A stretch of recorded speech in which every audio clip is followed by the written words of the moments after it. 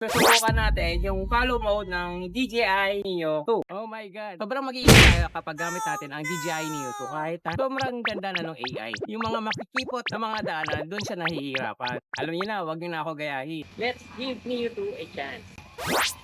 So, susubukan natin yung follow mode ng DJI Neo 2 kung kaya niya akong sundan dito sa mga makikipot na lugar.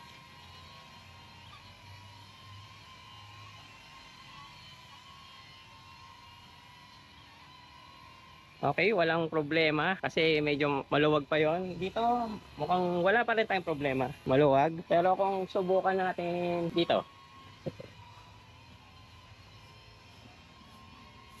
yung nakikita nyo ngayon, yan yung limitasyon ng Neo 2 dahil meron siyang obstacle avoidance. Hindi siya basta-basta maka-abante.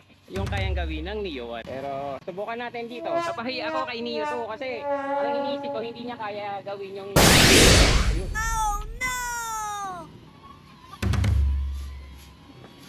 So, matibay siya. Thank God, yung mismong gimbal niya ay gawa. Ito yung pinaka-importante, yung gimbal at yung camera. And thank God, hindi siya nasira.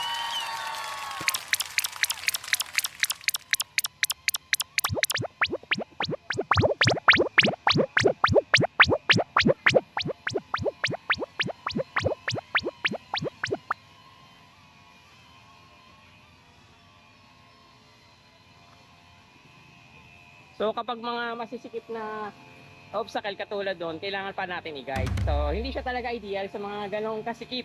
Nalilito siya.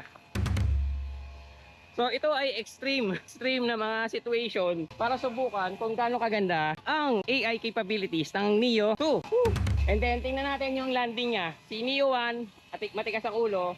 Pero ito, walang kaproblema ang landing ng DJI Neo 2.